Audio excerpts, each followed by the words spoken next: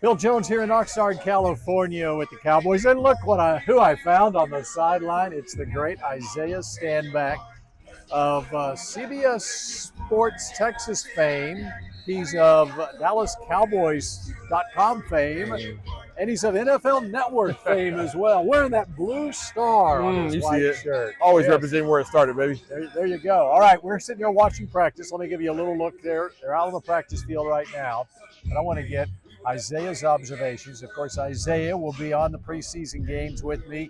Our first game is a week from Saturday. Yeah, it's coming up quick. Down the road in Los Angeles against the Rams. Of course, the Cowboys will also be playing a couple of home games this year. Your reaction as you're seeing a pass down. Oh, there's Trayshawn Holden on the sideline with a highlight reel catch. That was a highlight reel catch, but what we didn't see on camera at least was Israel Mukuamu put his hands on his chest like he was E. Honda in Street Fighter at the line of scrimmage. So Trayshawn Holden would have never had an opportunity had it been a real game.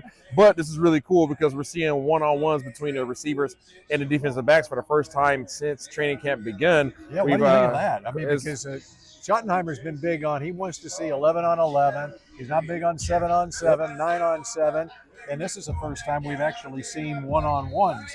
It's very important. One-on-ones for receivers and DBs is very important because it's the one time that you really get to go through it in a film setting in your position group and really detail strategy, techniques, how you execute it, how you may have fallen short, different releases for the offense. For the receivers. It's really important for them to see other guys' releases. When you're watching it in a team setting, a lot of times you get caught up on the concepts and a lot of the other, aspects of the play. When you got one-on-ones, you can really hone in on those aspects. And that's one of the things that Brian Schottenheimer was talking about at his press conference today. These are scripted matchups as well. They wanted to see Trayshawn Holden go up against Israel Mukuamu right there. All right, overall, what are you seeing? You've been out here for many of these practices, and so what are you seeing from this team right now? Yeah, it's very competitive right now. I think, obviously outside of the injuries that guys have sustained early on, injuries always breed opportunities for other guys to step into the fold. And I think what these coaches are doing right now is really taking what they instilled in the OTA process, and they're really coming to now training camp and expanding upon it. They're starting to mess around with different personnel groupings, different formations, different looks defensively, different fronts.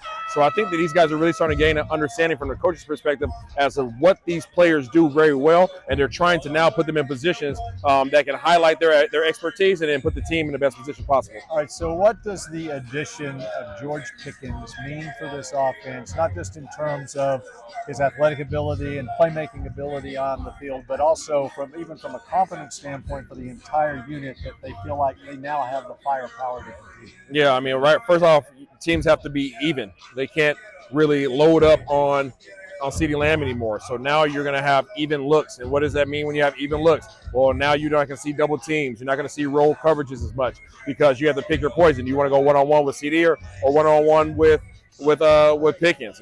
Sometimes you're going to see a lot more zone. Well, what does that allow for? That allows for, Ferguson in the middle to have his matchups and be able to work the middle of the zone, or your running game is going to increase. So there's a lot of things when you have equal weapons or equally dangerous weapons on the opposing sides of each other at the receiver position. And then in confidence-wise, I can only imagine how elated Coach Schottenheimer is to be able to have, pick your poison. Which side do I want to go to? Doesn't really matter. I'm going to win either way. There's been some concern about the running back room, and you had free agency. Javonte Williams was signed. Miles Sanders was signed. 5th-round draft pick Jaden Blue, and then of course already you had here others like Deuce Vaughn. You had a 7th-round pick, Phil Maffa. What do you think of this running back room as a whole? Yeah, I like it. A lot of people are complaining about it because people like to hear that one name.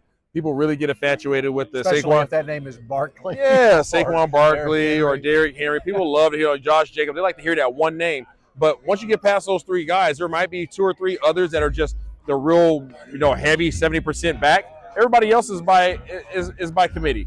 And I know people are getting tired of hearing that, but if you having a solid, effective running game based upon your offensive line and the scheme, it doesn't matter in the NFL who's holding the ball back there and running the ball. As long as they're not putting it on the ground, that's all that matters. Fall for 4 yards, fall for 5 yards, have us consistent and nice down and distances, and then we can open up our offense to everything else that we want to do. Okay, so how concerned are you about the left tackle position right now?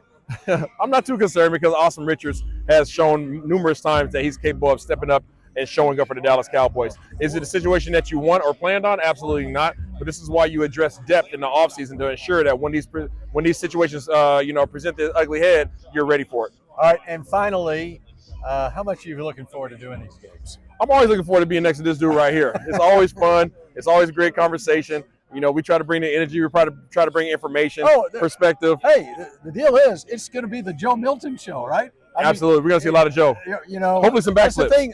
That's the thing with these preseason games. It's all about the backup quarterback, right? Absolutely. Okay, and you got a backup quarterback in Joe Milton. I almost forgot to ask you the most important question. As far as the preseason games are concerned, what are we going to see out of Joe Milton? You know what? I'm curious just as much as everybody else. I'm really curious to see. I know a lot of people have forgotten about Trey Lance project, but how much different is Milton from Trey Lance? I'm curious to see that. Was it worth the trade? We're going to find out all those answers along the way in those first 3 games. All right, Isaiah Stanback, we appreciate it. Catch him, by the way, on Cowboys game day throughout the season. We got a new set. I saw that. Oh, can't wait. That? We're going to have some fun with that.